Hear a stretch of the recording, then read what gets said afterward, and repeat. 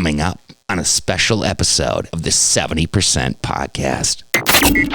I have a special guest with me. His name is Eli. He happens to be my nephew and a 19-year-old.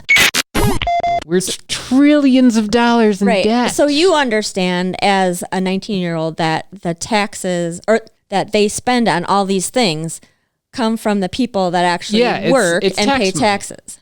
I don't know. I don't know how much is too much when it comes to taxes. That's another big thing. Things that teachers aren't allowed to teach about. Like what? Like religion. You are not allowed to basically even say the word religion. And it's crazy. And when I say taught religion, I mean in an objective way, teaching you the history of how these religions came to be, how they've evolved over the years, and where they are now. Mm-hmm. If you want people to know about you, just do a podcast. Right. The 70% podcast with your host, Amy Alexander and Mike Sewell. Welcome back to the 70% podcast. I'm Amy Alexander. Mike Sewell is out on vacation this week, so I have a special guest with me.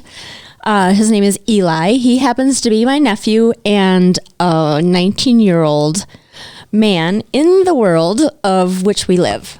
There you go. Welcome, Eli. That's all there is to it. Right. Just a guy who lives in this world.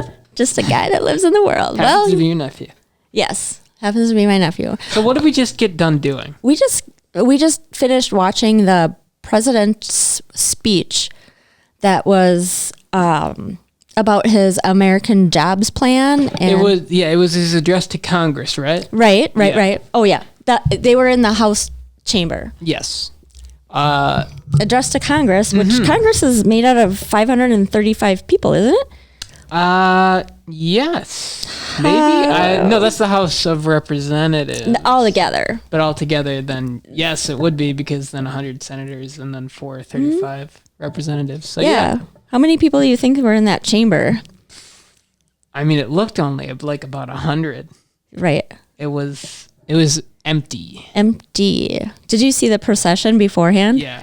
Yeah. It was awkward. People didn't know how to greet each other. They didn't know if they could shake hands or But they work together. They should have had this figured out by now. This is how you know it's an act. When the Speaker of the House and the Vice President can't figure out how to elbow bump each other, even though they've been telling the country to do it for 18 months, then how do you... I mean, I don't know. It looked like people had never used their elbows before. I mean... Right. Okay, but to actually get into the meat and potatoes of it. Sorry. Well, let's see here. It was interesting because there wasn't a whole lot that the average person, like myself, could have grabbed onto. What I'm saying is I didn't exactly retain a lot because he kind of just sounded like he threw a bunch of mumbo jumbo buzzwords all around the entire time. What were the trigger, or like the biggest? Oh yeah, sure. There was family. Sorry, that's a very bad Vin Diesel. There was let's see. There was the jobs was a big thing. Right. Well, yeah. The job market because we all need jobs, even though there are so many jobs open right now that people can't keep places open. I mean, yeah, we were, we had one of the lowest unemployment rates of all time going into the pandemic. And then, people had to, people got laid off, or people, jobs just closed completely because the business just closed completely. And then they let people start working again. It's like, oh, I created jobs. Yeah. I'm like, what? Well, that's the thing. It's like, he's talking about how like he's created like over 1 million jobs in the past 100 days. But I don't know, like, really? What did you... 1 million? I wonder, can he include the extra people that he put on staff in the healthcare departments across the country? Can he include... follow you around and find out if you have COVID? Probably. Do you think he includes all the people who got laid off due to the pandemic and then found a job within their same field? Because I don't consider that creating a new job. No. What is it? That's the uninformed part of me. What exactly does creating a job mean? What kind of jobs are they creating? Does it mean just like when a new business opens, because then there's positions to fill in that business? Does it mean that there are jobs that aren't filled, and then creating jobs means that someone goes in and fills them? Because that could also be seen as creating a job, because you're giving that person now a new job or a new, well, I don't know how to describe it. You're essentially creating a new path for him or her for their life. Right. You can't come back as this, but we'll create. Yeah. I don't think that's going on as much. Exactly. It's just either way. I don't know if I can confidently say that 1 point whatever million was not somewhat fudged due to COVID numbers and just the sheer amount of people getting back to work. Right. If anybody has the number out there of how many government jobs were created since the pandemic, since Biden took office. Yes. Then that would be That would be helpful. Let's see. What else did he talk about? He talked about saving American families. I remember that was a big part. He had like a whole 4-step thing, and the steps were stopping education from going downhill and stopping hunger from our kids and stuff like that. Points like that, which are good points. Yes, they are necessary. However, this is going to sound a little cold. I don't know if it's going to sound cold or just more of just a general question, but like, where are we going to get that money from? Because not only now are we apparently, because another point that he made was that he had a conference with all the major world leaders about emissions that the world is making. Mm-hmm. And apparently we need to do better.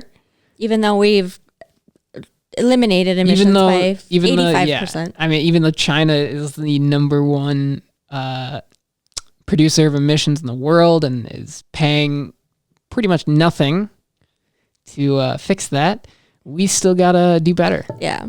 I don't know. But, it's our government. But that brings me back to the money issue, because that's the one big thing that I think that anyone can get out of this, even if, you're 13 years old and you literally just learned about, or you literally just finished Civics 101 or the equivalent of that in high school, which is, we need money for all of these things.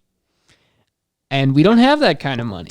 We're trillions of dollars in debt. So you understand as a 19-year-old that the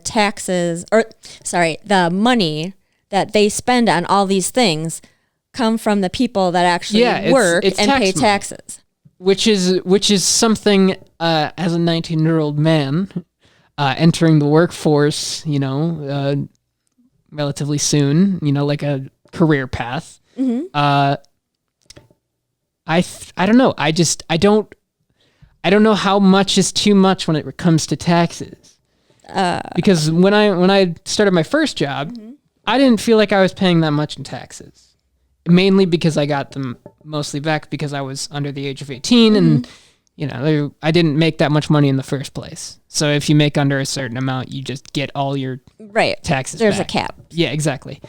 The thing is, it's not that I don't want to help American families, but it was probably a very not a great idea to start my point with that one, because it's not that I have a problem with that. I have a problem with all of these plans in conjunction, because we just don't have, the American people don't have that kind of money. Right. And then he does this, and he proposed all these plans and all these ideas that sound great, that sound expensive, but then also is claiming not to raise taxes for everybody except for, I believe the number was 0.3%.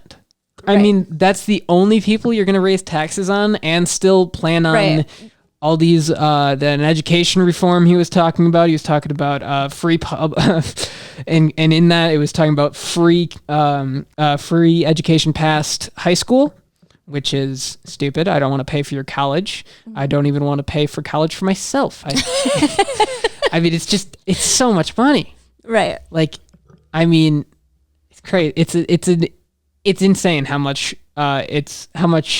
colleges are legally allowed to charge you to go to go to school. The problem isn't whether or not we're too far in debt. It's the problem. It's not the spending. It's what they're charging. Exactly. I mean, that's besides the point. It's then he was also talking about the infrastructure plan. Right. The infrastructure plan. Yes. We're going to be on the grid. Yeah. To essentially, it's part of the whole save the earth kind of thing. It sounded very similar. The Green New Deal. The Green New Deal. Yeah. It sounded incredibly similar to that.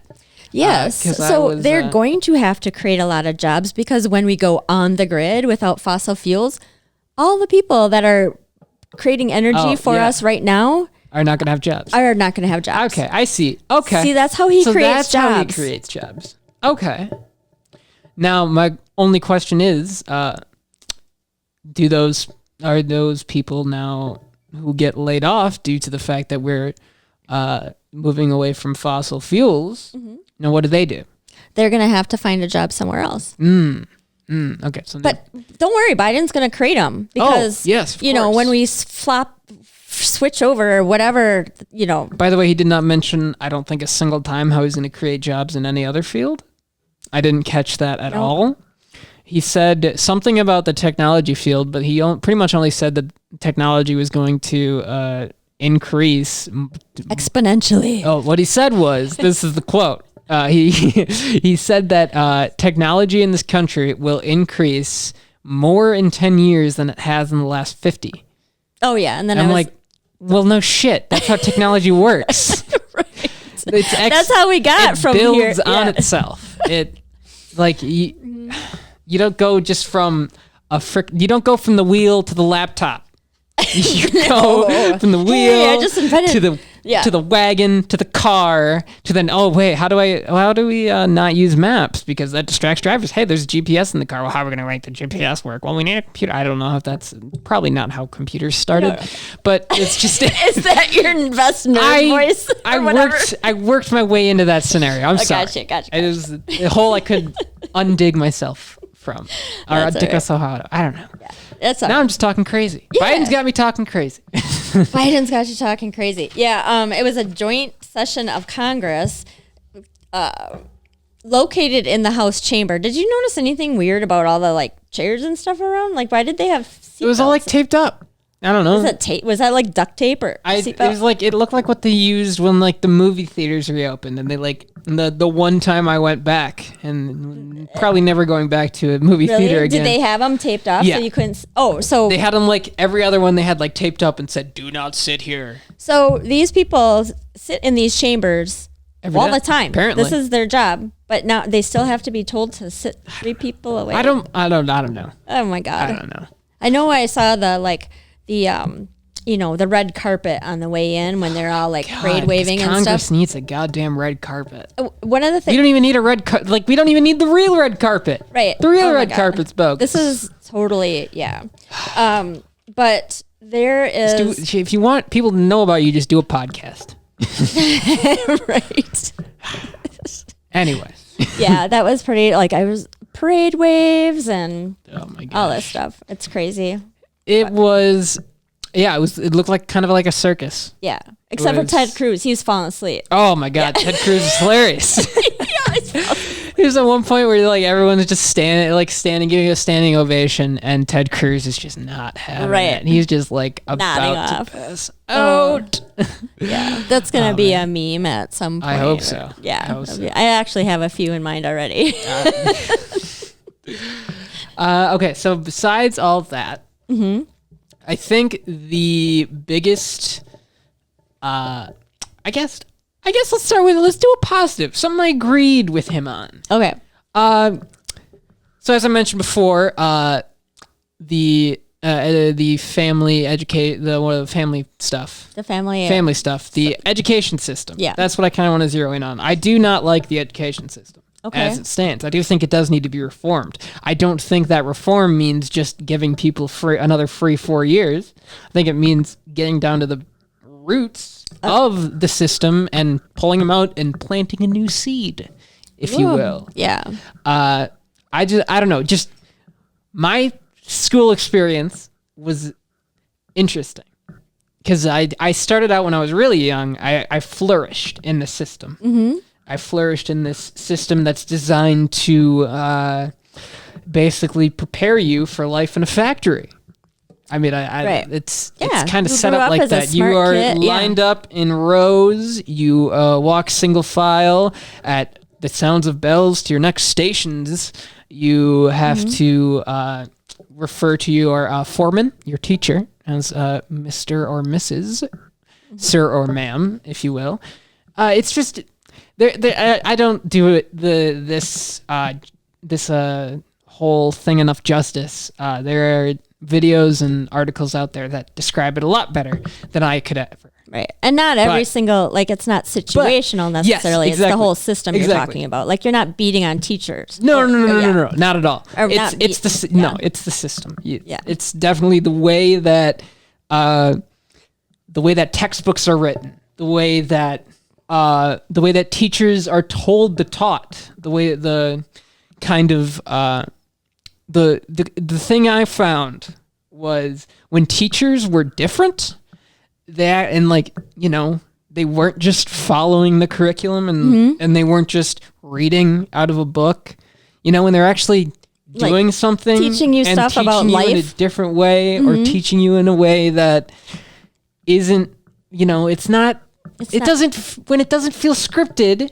It's actually a great learning experience. And that's what I found, I guess, throughout my younger years. Was like, I guess, you know, when working with younger kids, it's probably a lot easier to, you know, Right. let loose, be yourself. But like in high school, it's like, Jesus Christ, some of these teachers are either drones or straight up crazy. Really? Yeah. Like, There's some, I mean, give some, a couple examples. I'm not going to name names. Yes. at don't. all. We're not even Not going at to tell all. anybody what high school you Not go at to. all. Or went to. It was, I mean, there were certain teachers that I loved going to their class every day.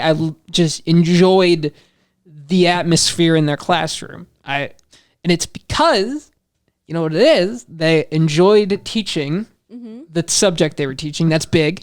And again, it didn't feel scripted. It didn't feel like they were just reading me the things that I could read off the internet.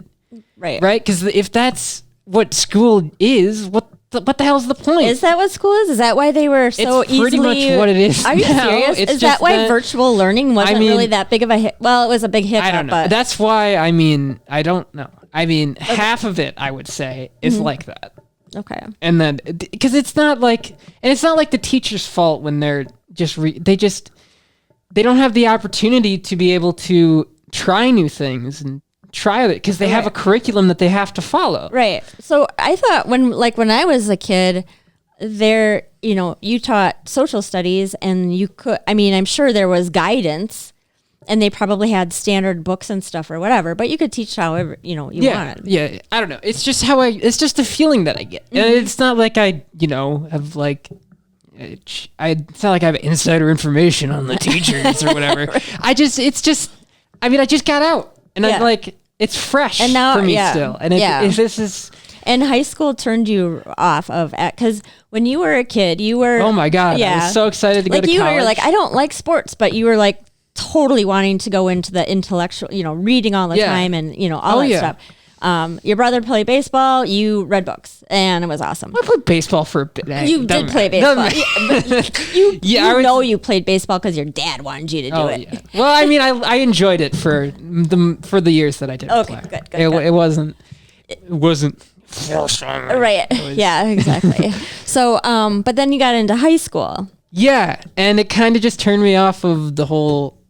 I guess I found the problems in middle school. There was a particular teacher. My very first day of middle school, my very first hour of middle school, I remember distinctly, was not fun, and it was like, wow. It was the first time I ever thought someone was a bitch. I'm pretty sure. Really? I mean, Like what was? and that's, you know, that's more of just a personal thing. I didn't get along with that teacher. You're gonna have that sort of thing. But like I guess it started making me look at the situation differently. These teachers, they aren't amazing the most smart people you've ever seen in the world. They're people. Right. Like, yeah. Well, when you get into the universities, then you get the smart people. Yes. But like these people, they know, I'm sure, a lot about their subject, and I'm sure they know, but they have like normal, they're not like these, they're not, I don't know. I glorified essentially teachers my when you were a kid. And that kind of, I had to reopen my eyes. I don't know how to describe it. Yeah.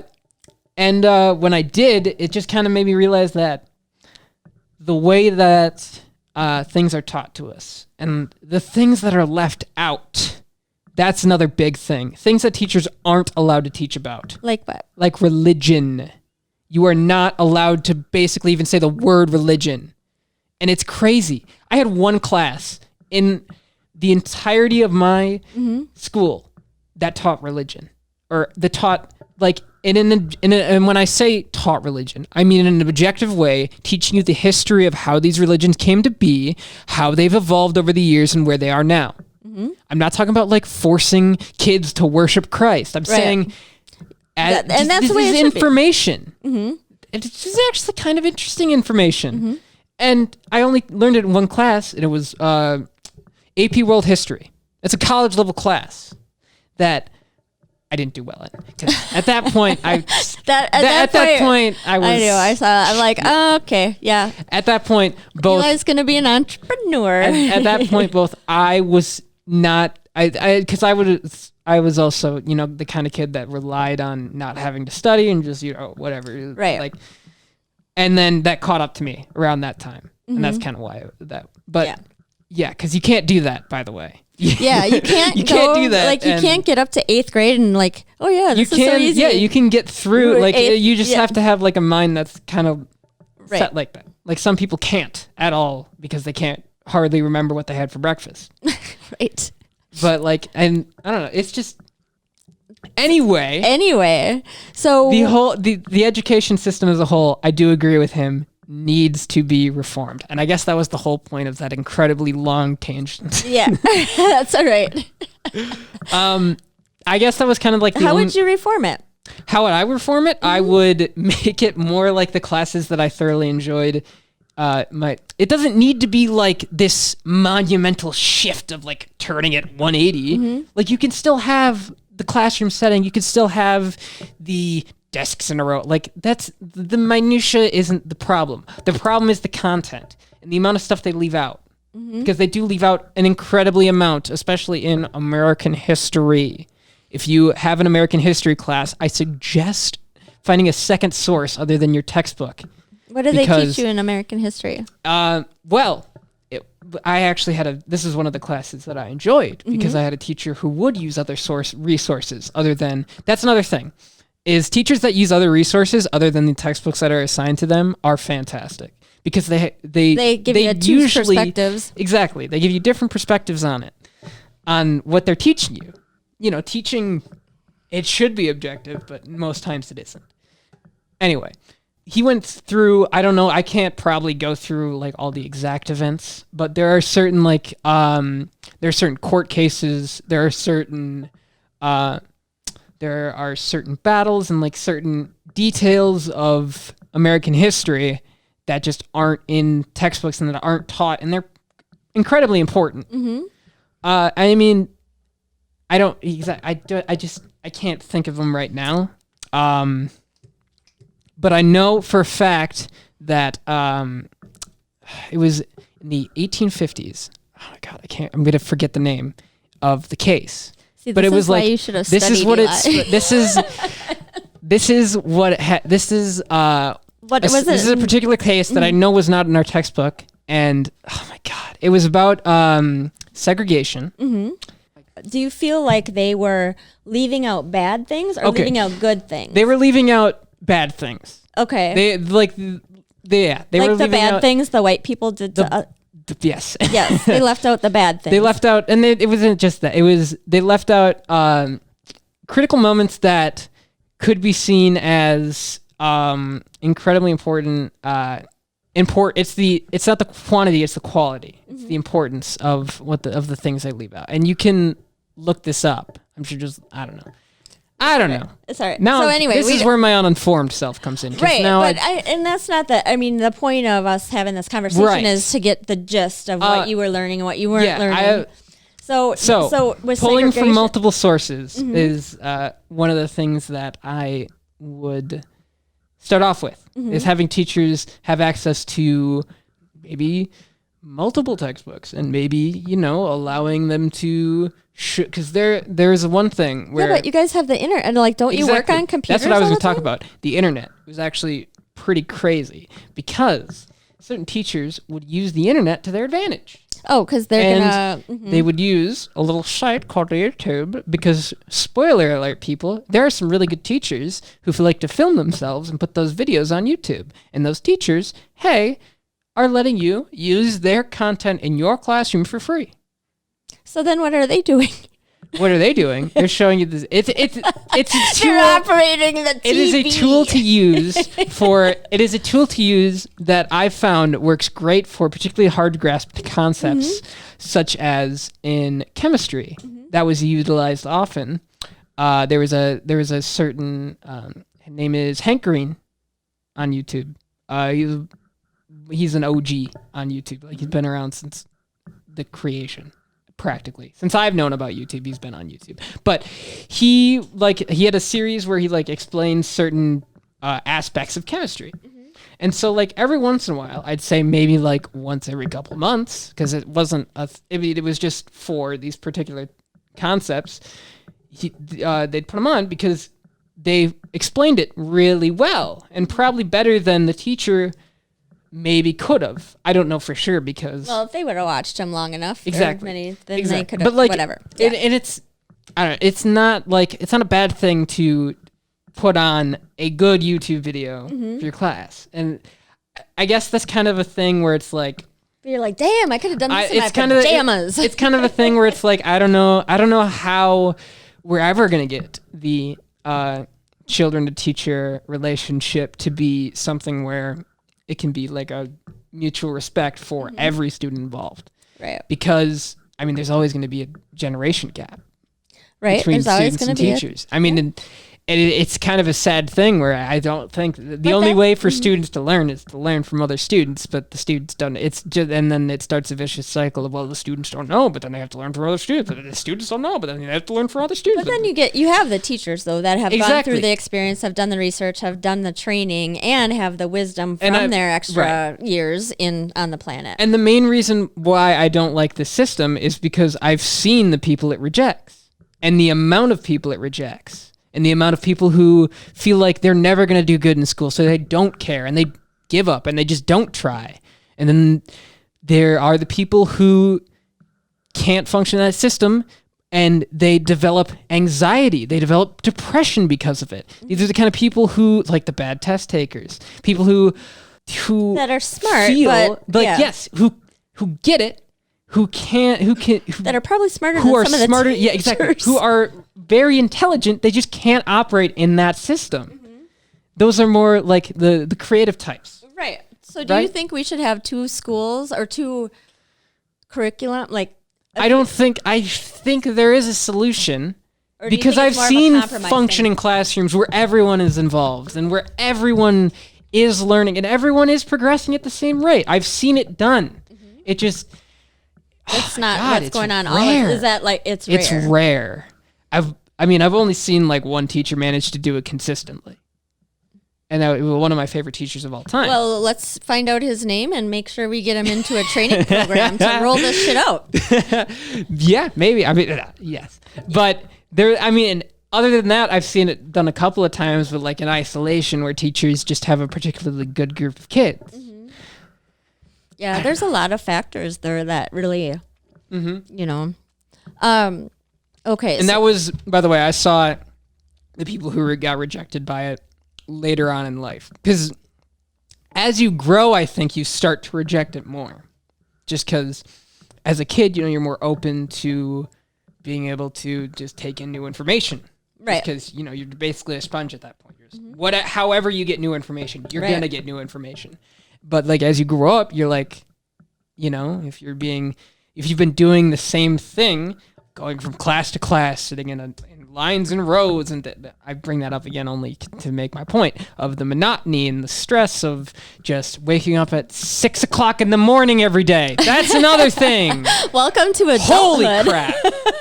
Good Lord. Eli has always been, oh my God. Jesus. There have been times I'm like, what do you mean it's 11 o'clock and he's not up yet? I enjoy my sleep. I'm a night owl. But you were working nights at the pizza place. You know, that's actually, there's a fun fact about that, about why certain people are night owls and why certain people are morning people. It's because when we were at the hunter-gatherer type, there would be a need for people to keep out watch at night. And they would need to stay up at night.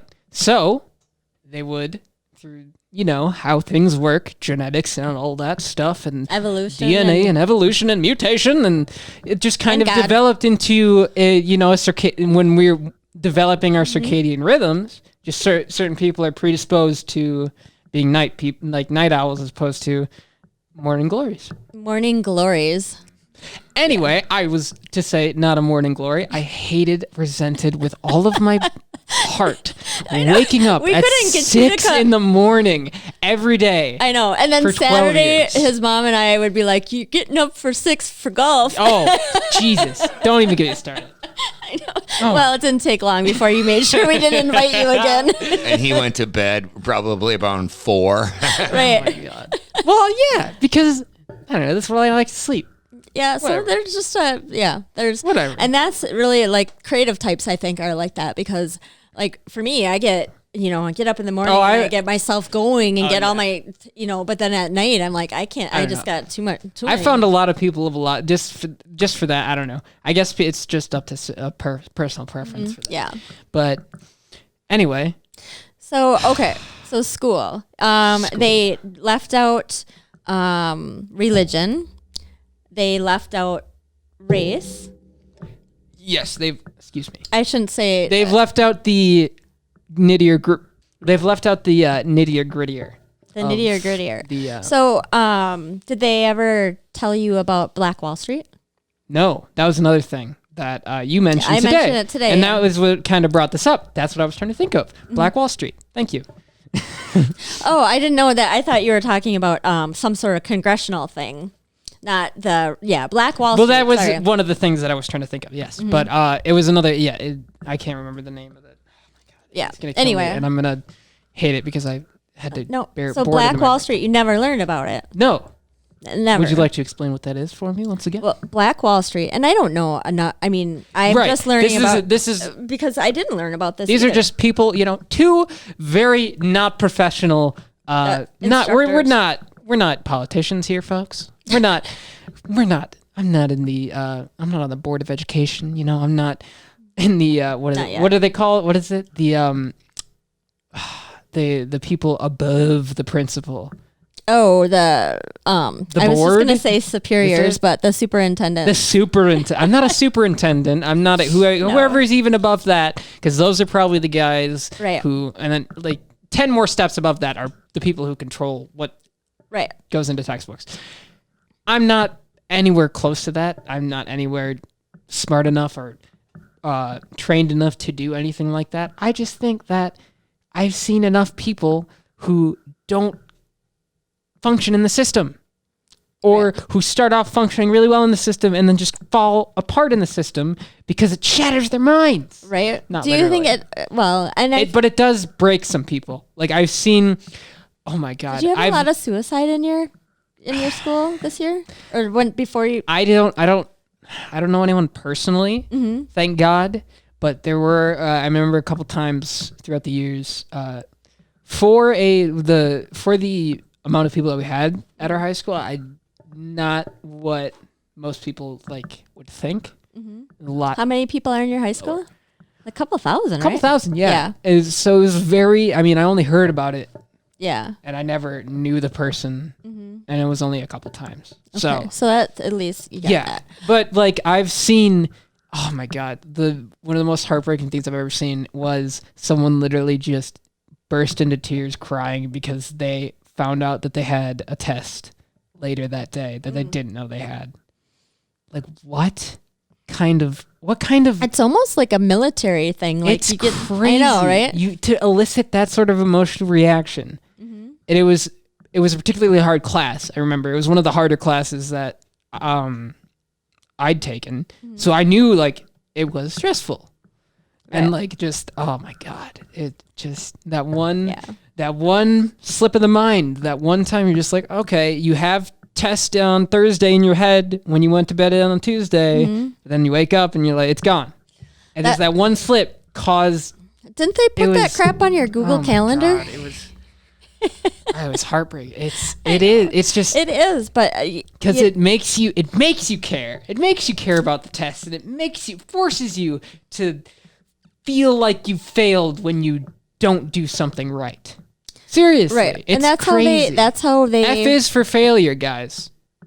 It is, and and while some people, yes, I realize that some kids are just going to be kids, and they're just going to not do what they're told to do. I get it, but the amount of people who are forced into that position because they just can't get it, because they're just not wired to get it. It's just they're not. So, do you think? Did you do Common Core math? I think so. Okay. I don't know I what guess Common Core is. Like the textbook. Yeah. thing? So, did you add by 8s or 10s? 10s. Okay. Or not add. What is okay, so you did 10s. My times tables? Yeah, well, stuff like that. We did our times tables by Okay. 9s, I'm pretty sure, actually. No, you didn't. I don't know. 11s, maybe? What are we talking about here? I was just thinking like old math and new math.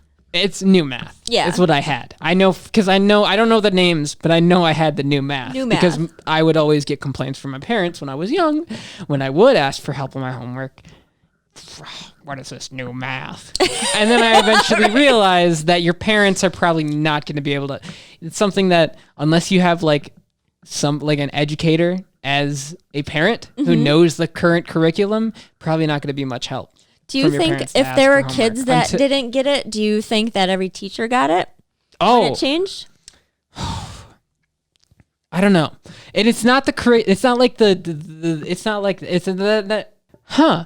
You know what? Maybe that might actually be a problem. Right. Because I've famously, not really famously. Well, now it will be. No, famously, I've had a string of not so great math teachers. And math was one of the subjects I struggled the most with towards the end of my high school career, because it's just like, especially with math, it's like the way they structure it, they build off of what you learn in 6th grade, and they build off it and build off it and build off it and build off it. They take a break for geometry, but then they build off it. You can draw circles and squares. Exactly. That's what it was, essentially. You started learning algebra in 6th grade, and then you finished with calculus or with advanced algebra or algebra 2 or whatever you were in. Whatever you were in at that time, whatever you decided to finish with, unless you wanted to do statistics, which I probably should have done. I was big on math, and but it was like, oh, man, I don't know. It's again the system where it's like you could have it different. I don't know enough about math to know even the first thing about restructuring it, but I know that's not the way to do it. Right. So, but like you said, people just aren't wired for it or don't get it or whatever, and there are parents that struggle to get it. So do you think when they're like, okay, now we're going to do the new math, that your teachers that are like, I don't get it, so I'm going to have to quit my job? No. Oh, yeah. No, they won't quit their job. No, they'll just work around it somehow. Right. Because then they'll try their best. Are they going to admit that they don't get it? I mean, maybe some of them will get tutors. Probably. Well, some of them will be like, hey, I just want to teach the kids the best I can teach them. Those are the great teachers. And then there are some teachers that, frankly, some of you teachers, hey, I'm talking to you. I've never gotten to talk to you this way before. Letting the power go to my head. Sorry. Hey, this is not live. Just say whatever you want. Some teachers are a little bit, tiny bit, teensy weensy bit lazy. By teensy weensy, I mean some teachers are very lazy. You find it lazy in every. Students are lazy too. But yeah. But how? Anyway, what do you mean by lazy? Like what I mean is they don't. Either they are. Because I've had teachers where they just don't grade papers. They don't they don't get things back to you in a timely fashion, because when you assume you turn in something or you assume you take a test, you assume to have those test scores back within a reasonable amount of time. Right. Not a month and a half. Right. So Yeah, when it takes you like a month and a half, or when a teacher like, hands you your test back and then keeps it for parent-teacher conferences, like, what? I want to study from that. Right. They don't have a copy machine? Right? That's Like, one is of that the a things. threat? It's so you're it's gonna. I don't know. It's like, give your students their tests back. Right. That was a big thing too. It's like, Did you have a lot of people like selling tests and answers and stuff in school? No, that's stupid. Well, I Why mean, would there's you do always that? every high school. I'm sure that it happened, but like, why would you do that? Because like, especially if you're in the same class. I get it if you're in different classes and you're like, hey man, I got this assignment. I can't do it this week. I got no time.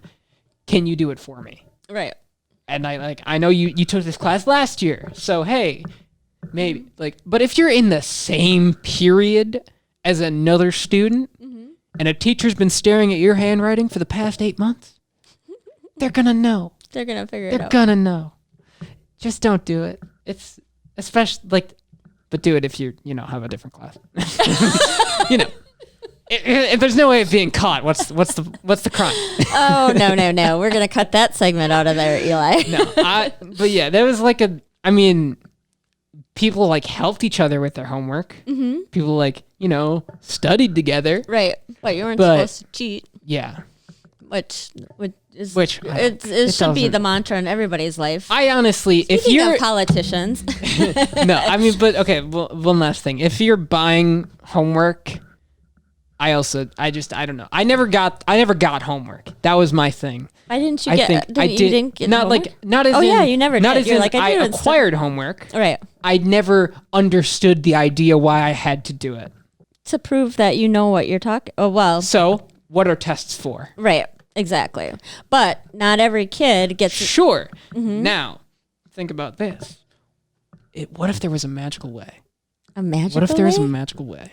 Is there a unicorn involved? To have your students learn what they learn in the classroom as opposed to giving them a sheet of practice. Yeah, but practice makes Practice is good, so make it optional. Make it optional. And that was, I remember Or that make was one it of your complaints all the semi-required. time. You're like, I'm getting A's. I passed the test. My main thing is the frequency, right? It's like, okay, that was my problem with homework was because I didn't study. I felt like I never needed it and I never did it. And that severely hurt my grade towards the end of my high school career. Because you were getting graded on it, not because it made you because I was fail. getting graded on it. That's another thing. Right. Not because there's so many things I don't like about homework. One, the fact that certain people just don't need the homework. Certain people are gonna get it, and you're just making them do busy work. Mm-hmm. And I get that some people need it, but for others, it is the most. So you would get, were you the kid that I'm not handing in my, if they had a... I handed in my homework up to a certain year, and I believe that was junior year. Okay. And then I just But stopped, otherwise, pretty much all so together. you would, if they did it separately, you get A's on your tests and F's on your homework. Yeah, that would be a the great overall thing, grade and make was that F not as heavy in the make it part of the overall grade, but not as important. Say hey, if you do 60% of your homework assignments, you're still gonna get an A. That would be fantastic. Right. Because some of these kids have to. Okay. You know what? I'm going all over the place. Let me list all of my problems with homework right now, and we'll go from there. Okay. First off, some people don't need it. Already mentioned that. Second off, the frequency of homework is appalling. Every class, every day, an hour of homework or 2 hours. With the rule as we got further into high school was every hour of class, you'll have 2 hours of homework. What? That doesn't even add up. Maybe that was college. Maybe it was an hour and an hour. It might have been an hour and an hour in high school. All right. But still, that's 8 hours of school you're doing, plus 8 hours of homework at night. That's 16 hours of your day. Sure, that's 2/3 of your day. Great. Then you do the other third to sleep, right? Great. What's the issue? Well, the issue is those aren't the only two things you have to do in a day. You Right, have you gotta your shower. extracurricular activities. You have your any family obligations that you have to do. All right. You may have a job. You may have other commitments to extracurriculars that aren't involved with school. Oh, yeah. You may have like certain passions that you like. You may have hobbies. You may have. You may just want to rest for the day. You may just want to go home. You've had a really crappy week. Right. Your girlfriend of a month and a half just broke up with you. Oh no, God, Lord, that was the longest relationship you ever had. You just want to lay down, relax, crack open a can of milk. I was gonna say some kind of soda, but I mean that's kind of my personal thing. But like not good milk for is you. more of a common household item. Okay. Or twist or pour a bottle. I don't know. Do whatever and just lay down. And just Lay down. do something. Or hit up your friend when you're younger. But and be you like, did that. You said you didn't like like to off the bus when you're and relaxing as you got younger for me it was more active as I get like relaxing was extremely active when I was in kindergarten up to like and then it just got slowly more and more just like and So- throughout my life I'm sure it's gonna get slowly more and more like just So you think as you're progressing in life, then your anxiety and stress levels have been increasing that's true because for of the everyone. expectations that you put on you to. No, I think it's just the world we live in. I think just the more you know about the world we live in, I think just that knowledge alone is just just basic anxiety and stress in your life. Yeah. That then there are people who have anxiety and stuff due to other problems, and it just How do you think most of the kids are treating those problems? Are they living with them? Are they going to therapy or? as in like students? Yeah. I would say not well. Because I don't know. It didn't feel like because I had some of those problems. I'm going to be perfectly honest. I didn't feel too great about myself for a long time. I'm a member of your family. Yeah, I know this. Yeah. It was I don't know. It was hard to talk to people about it, right? And I think that's the problem. Is that kids and young teenagers and young adults don't realize that it's not like an issue to talk about it. Like you can talk about it. It used to be more of an issue, but Exactly. it's more of an open and I thing. think it's still an issue because I've seen people not talk about it, and it sucks because when you're in a certain position where one of your friends is going through this or something, or you don't necessarily want to ask them about it head on. 'Cause, what if you're wrong? And then, wow, you look like such an asshole for assuming that. And it's just maybe they're just having a bad day. What would you be assuming? But like, that like it's a if they're not chronic ready thing. to talk about it and they are going through that, and then you do bring it up, it's catastrophic, and it just it creates way more problems. Do you think there's any that can be connect handled. that you could, any bridge to that would work? Oh, absolutely. I think definitely making this sort of thing not like as scary, right? Because when people like think about like, man, do I have depression? Do I have anxiety? Do I have whatever? People immediately go, oh crap. Because the immediate thought is, okay, well, if I have this thing called depression, it's a disease, and that disease ends in suicide. Or if I have anxiety, this disease ends in panic attacks in public. That's only going to increase my anxiety because people are now looking at me while I'm having a panic attack. Right. And it's like, So it's a self-conscious it needs to be thing. like, it just needs to be able to be talked about openly, like with people, particularly with certain teachers. Like, I think that here's one of the things I'd reform about the education system. All teachers should have some baseline psychology credits. I agree. And when you're dealing with other people. Because I mean, one of the most profound classes I took in high school was psychology. It was, it's not something I want to pursue because I don't know if I could handle that. But it was interesting. It was more of like wow, I found that really enlightening. I found that really informative. I don't think I'm going to do anything with it, but. Well, You will spend the rest of your life doing Exactly. something with it. Exactly. But it was. I took a lot of psychology classes. It was. Yeah. It's definitely like just learning about how people work. I think helps from the you, people that assume that they know. I mean, based on research and everything else, it's very clinical. Very well, yeah. But when it comes to the human brain, there's nobody so many really factors. know. Yeah, Exactly. and nobody really knows exactly everything. I know. But okay, so other than that, So how many kids do you think are treated with prescription drugs? too many. Like a percentage? I You think it's like a 50-50? I don't think it's 50-50. I think that any number of kids being, I don't think that that level of prescription drug should be prescribed to anyone under the age of like 18 unless it's absolutely necessary to save their life. I mean, those chemicals alter your brain and your brain is still growing. So I think that eventually, I mean, you're going to put like stuff like alcohol and stuff like that are going to alter your brain chemistry. Right. And I mean, you do that kind of young, but like you do that of your own free will. Now, if you go to a therapist's office and a therapist gives you a prescription for Adderall when you're 12 years old, like, how can you know like that they need that? Right. They're still growing. They're still developing. They're still finding out about themselves. They're still finding out about the world. They're still finding about where they fit in that world. And they're still finding out about just everything. And I don't know. It just feels like those sort of prescription drugs can be helpful, later in your life. That being said, I get that like dealing with it and like living with it is like so painful. So I don't know the solution. That's one of the tougher questions is where do prescription drugs, because I personally don't think they do, but like at the same time, I'm not the one who has to deal with that pain. I'm not the one who has to freaking go to sleep feeling like whatever. I don't have to deal with it. I don't know like what is going on through their minds. I don't know what they need to feel better.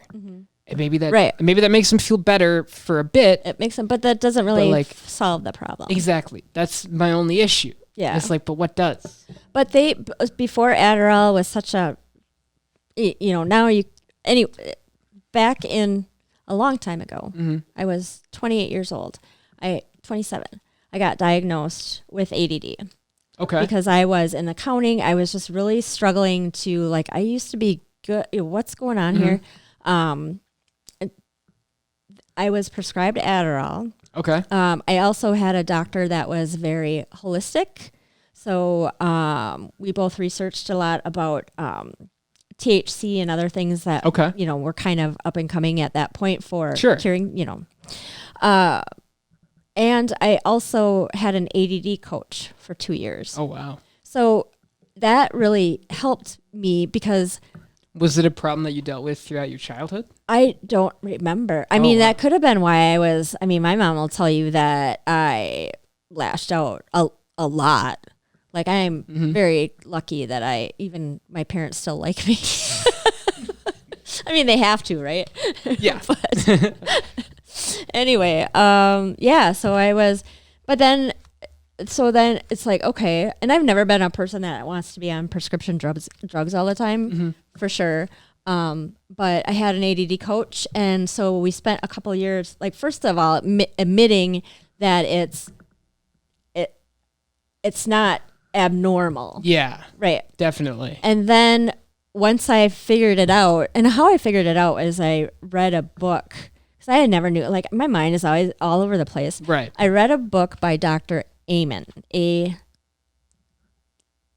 it's been a long time. But he is like he's like the pioneer of ADHD kind of research. Sure. And so I read this book, and he's like, it was the little article was called "The Mind of an ADD Sufferer," or whatever. Okay. And I read the book, and I'm like, that's how what? Like, is this supposed to make sense to me? Yeah. You know what I mean? And then I started just doing my own research, and then I was like, oh crap, that's what's going on, because I was having so much anxiety because I couldn't focus on things. Okay. And even when I needed, being an accountant doesn't really help anything because, that's snoozeville, but Right. but I was just really struggling, and then it was giving me more anxiety and more depression and, whatever, because if you can't control your mind, or you don't think you can control your mind, or don't understand how it's working. It's a downhill spiral. Or if people tell you, like, that's not the way you're supposed to be, then you just end up, and it took me a long time before I finally figured it out, and I got a therapist and a therapist for the coaching, and and that was a while ago, you know, and I think the coaching totally helped. I mean, you get in habits. Like, you have a coach that's like, okay, you're going to come back next week and you're going to show me all the Post-it notes and the lists that you did, because this is what's going to help you, kind of thing. And, I mean, I'm still on Adderall at, not nearly as much. And still found out that I have a little seasonal depression in the middle of that. but I'm a relatively organized person. I'm very functional. Relatively. Okay, I'm one of the most. I don't say I'm not. You're not the worst, but you are very organized. I've seen the lists you have, and like the post notes you have, and all the reminders. Like writing on my mirrors. Yeah, exactly. Like, you know, like, I don't know. I guess you know how to motivate yourself. Yeah. Well, one of the tricks is getting it out of your head. There you go. Because one of the things making it real. Right. Because it's in the head, and it's like, oh, I'm going to forget that, or I'm going to, whatever. And so there have been points in my life where every single mirror and every single window were written on, because I just needed to get it out of my head, but it works. And that sort of thing, like, we're going back to, you just can dole drugs out at people. Yeah.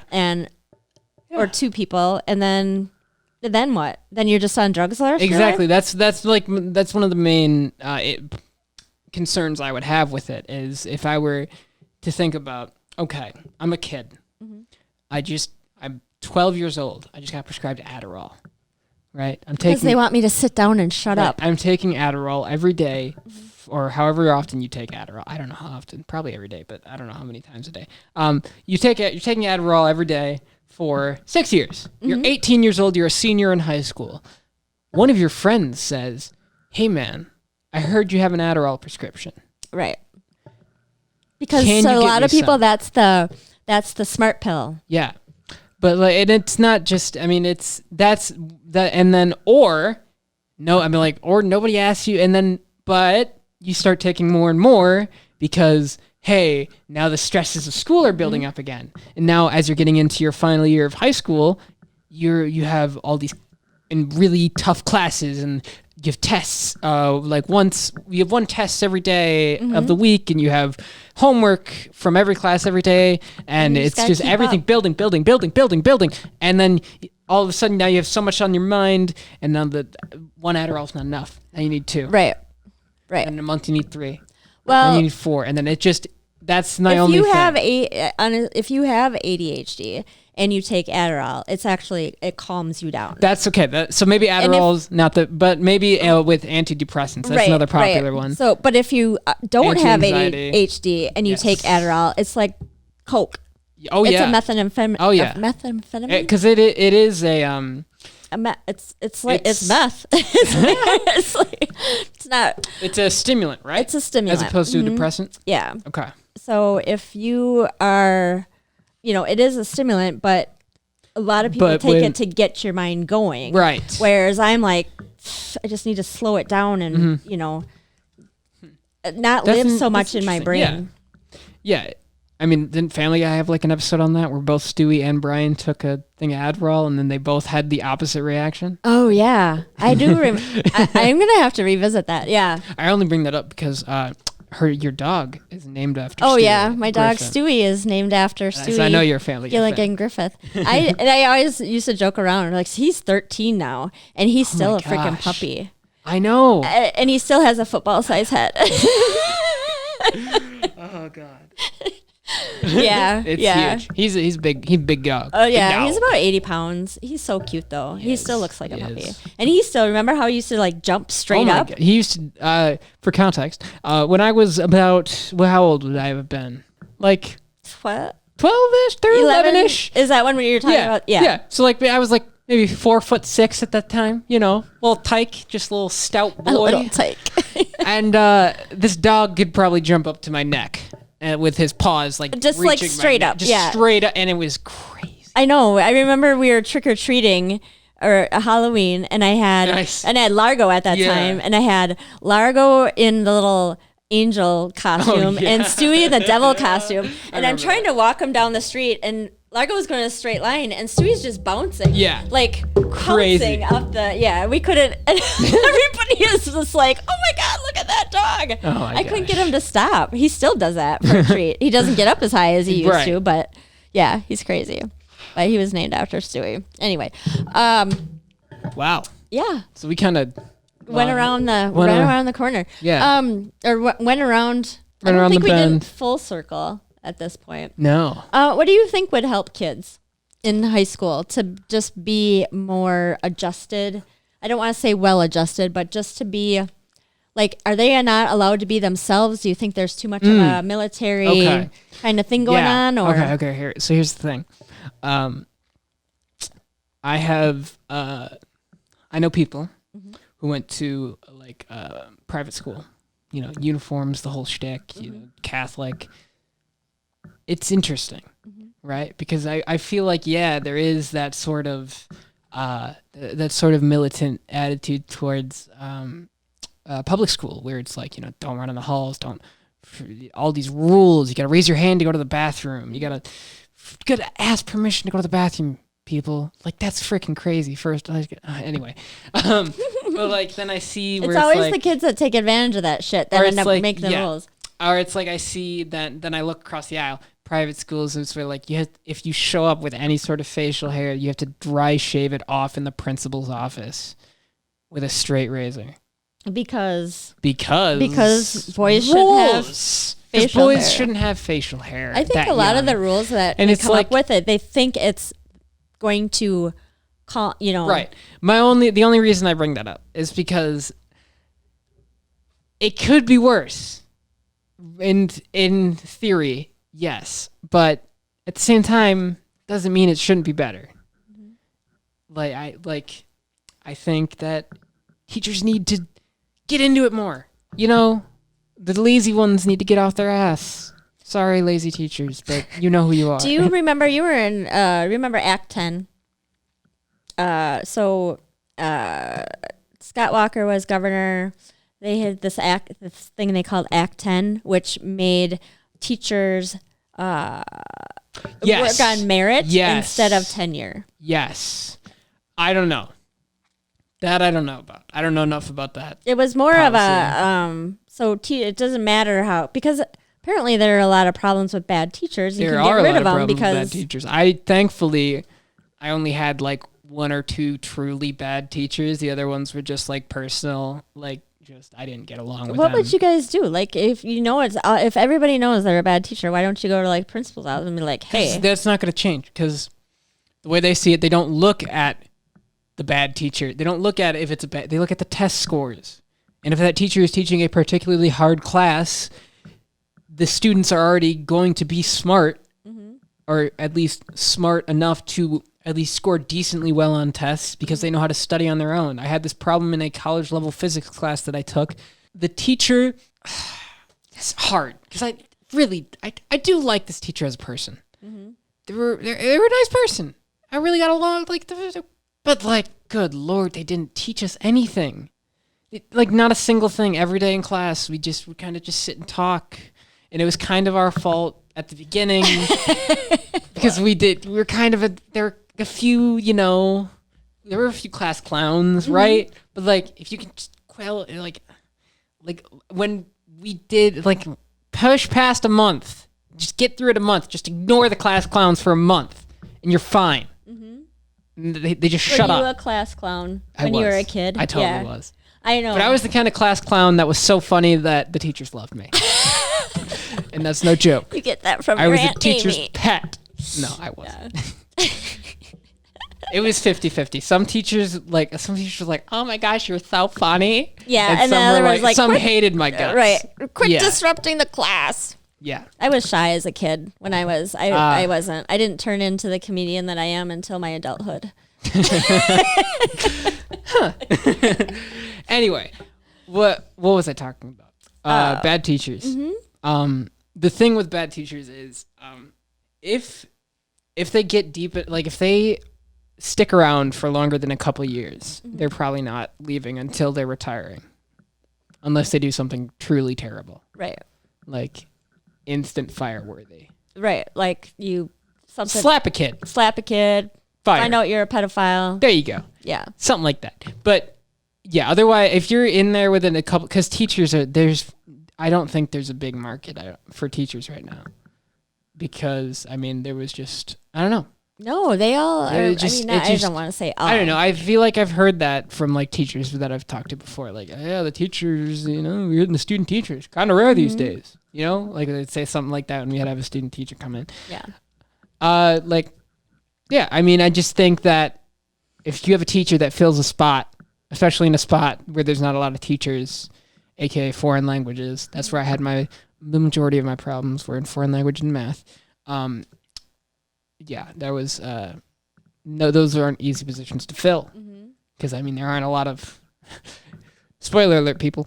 There aren't a lot of teachers who speak every single language that you teach at your school, which means you have to find specific teachers Right.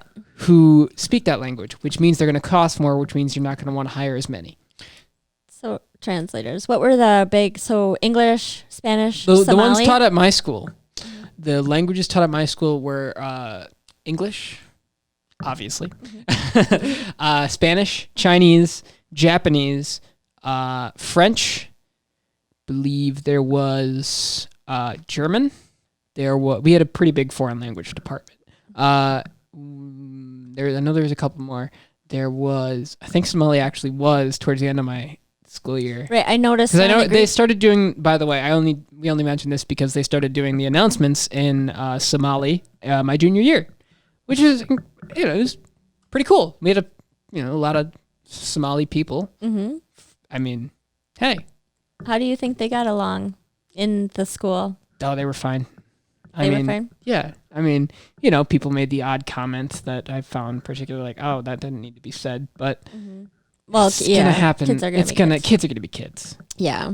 So, so yeah, all the languages. Yeah, I did notice a while ago that the Green Bay Public School main website, you can choose between English, Spanish, and Somali. Yeah. So yeah, I believe that was taught at one point, and then Any Latin or Italian. Arabic? Italian. We did teach Italian. Okay. I think that might be it. Okay.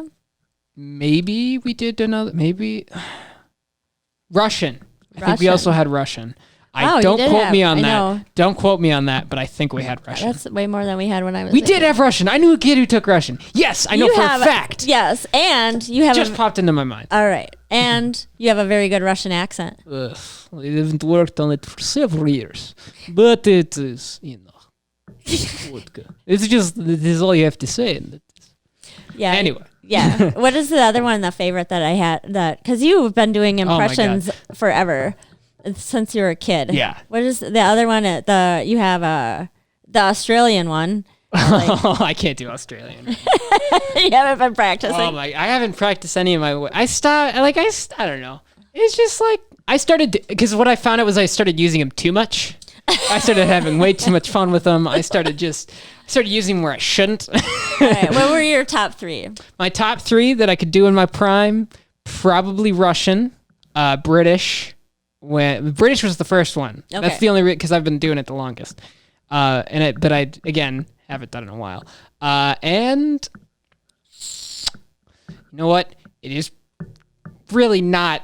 It's kind of racist, but I do a pretty good Indian accent. If I'm not gonna lie, You do an Indian I accent? mean, I do pretty good. It's a very not distasteful. That's why I don't do it anymore. But when I was a kid, I thought it was really funny to talk like an Indian person.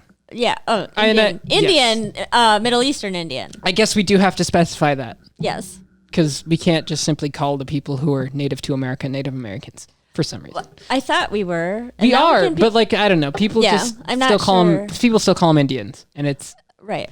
And it's a cultural thing. It's offensive when it's a. Yeah, I don't know. It's so. What do you think at your age? What do you think about all this cancel culture?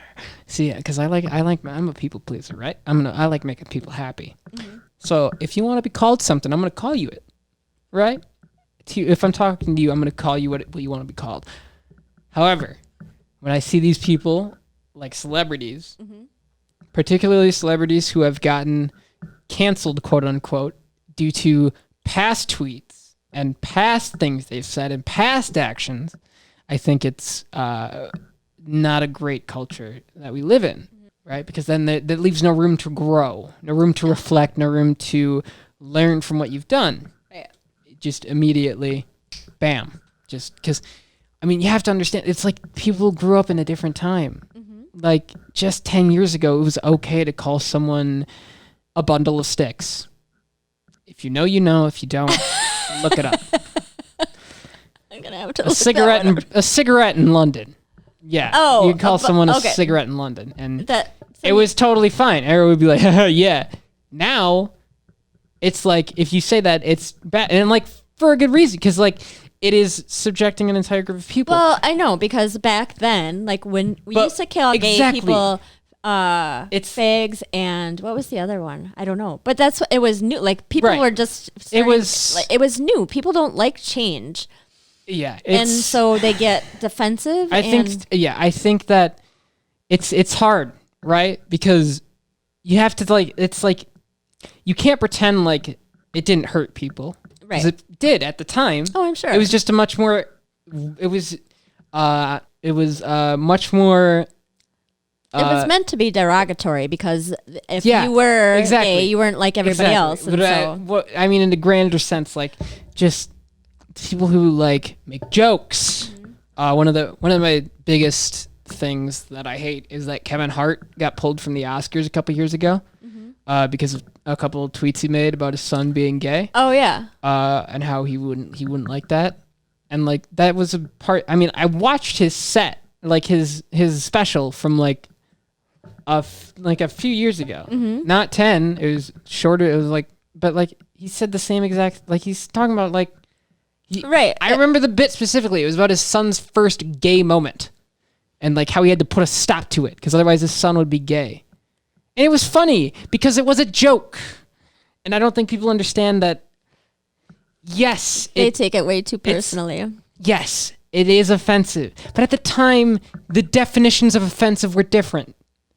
So you can't fault someone for playing in the rules of today when they were playing in the rules of yesterday. That's my 2 cents on that. That's all I have to say about freaking cancel culture. Okay. All right. What are some new words that have so things that because you the words that have changed over the generations because we were at I don't remember we were coming back from a game we were coming back from the KI Rush Center. And you're like, I almost ate shit. And I'm like, what? Oh, yeah.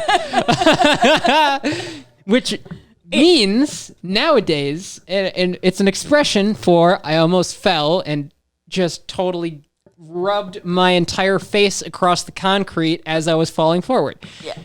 That's eat shit, I guess. Shit. And I'm like, it was always like, go eat shit. Like if you're pissed at somebody or. Yeah, it was like more literal, definitely more literal. Yeah. And so when you said that, I was like, what the hell? What other things are like that do you? And I had to explain it to you, I remember. I know. It was like, I felt so old. Great. But are there other words that. I mean, it's hard to think of them, but like I'm sure there are. I'm sure that things that you could say. Or things that maybe you couldn't say 20 years ago, you can say now, or you can't say now. Like, mainly the swear words. I mean, that's kind of where all these problems lie, is with the swear words and then the things that, were considered swear words before they were considered taboo words, right? Okay. Yeah, there used to be 7. 7 words you couldn't say on TV. Oh my God. I know that fucking. Your mom's going to be so proud of me for bringing this up. Maybe producer Nate can help us. Yeah. Producer Nate, do you know what those 7 Because it's so hilarious that you bring that up. I'm looking it up right now. It's Carlin's famous. Because I literally just watched the bit. I just rewatched the bit like a week ago. And you can say ass, but you can't say asshole. Yes. Definitely. You think swear words have lost some power? They have. I swear a lot. I think a lot of people have started swearing a lot more often, and I think it's become a lot more. I think it's Gary V's fault, especially and I mean the swear words, the common swear words. Well, Eli, thanks for joining us today. Of course, thanks for having me. You bet. We'll see you again, and you guys will see you next week at the 70% podcast. Thanks for joining.